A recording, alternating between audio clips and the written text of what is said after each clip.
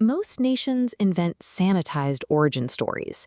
Athens claimed to be born from the soil, spreading wisdom. But citizens of the ancient world's largest empire took a different path. They looked at their own creation and pointed to animal ferocity and fratricide. To understand why, look at the Italian peninsula around 1000 BC. The Tiber River was the primary highway and barrier of central Italy. At a specific bend 15 miles from the coast, there was a shallow ford, the only place for miles where travelers could cross the river on foot. In 1000 BC, this ford was surrounded by powerful rivals, from the sophisticated Etruscans in the north to Greek colonies in the south. For a small tribe to hold this single point of passage, they had to defend it against constant raiding and competing interests. Survival here meant being the most aggressive force on the river. In 753 BC, a settlement took root on those hills. While we often dismiss their stories as simple folklore, the Romans used these legends to define the boundaries of their legal and social code. Rome's eventual dominance was the result of these founding ideals. By placing violence at the center of their own origin, the Romans ensured that every future generation saw ruthlessness as a requirement for the state's survival. The origin story begins with a political purge in a nearby kingdom called Alba Longa. A usurper named Amulius seizes the throne. To ensure the rightful king's bloodline can never challenge him, he forces the old king's daughter, Rhea Silvia, to become a Vestal virgin. This sacred role required a 30-year vow of celibacy, legally preventing her from producing an heir. The myth claims this legal erasure failed because of the divine. Mars, the Roman god of war, visited Rhea Silvia. She gave birth to twin boys, Romulus and Remus. When the usurper discovered the children, he realized his plan had failed. These boys were the grandsons of the rightful ruler, carrying a direct claim to his stolen throne. He immediately ordered his soldiers to take the infants away and execute them.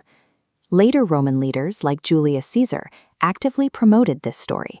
They used the divine connection to Mars to frame their own power as something inherited from the gods themselves. This lineage gave the Romans a theological shield for every campaign they launched. With the god of war as their literal father, military expansion became a biological imperative, a fulfillment of their family history. In the story, the soldiers hesitate to kill the children. Instead, they place Romulus and Remus in a woven basket and push it into the flooding Tiber, leaving their fate to the water. The floodwaters receded, leaving the basket in the mud at the base of the Palatine Hill. There, a wild she-wolf found the infants. Rather than attacking them, the animal nursed the twins and kept them warm until a shepherd discovered them. Wolves were the apex predators of ancient Italy, feared for their danger, but respected for their pack structure. A she-wolf was a dual symbol, a lethal hunter that was simultaneously a fierce protector of her own kind. This imagery taught Roman citizens how to interact with the world. They were expected to be lethal toward outsiders, but unbreakably loyal to their own pack. After growing up and overthrowing the usurper Amulius, the twins returned to the Tiber to build their own city, but they immediately clashed over location. Romulus insisted on the Palatine Hill, the site of their survival. Romulus began plowing a furrow in the dirt around the hill to mark the Pomerium, a sacred boundary line. This wasn't a physical wall yet, but a religious one that established his absolute authority over the soil. Remus mocked the boundary, jumping over the trench to show his brother's laws were meaningless. In response, Romulus murders his own twin. Standing over his brother's body, Romulus issued a warning that would echo through 1,000 years of Roman law. "So perish whoever else shall leap over my walls." This original sin established the city's ultimate priority.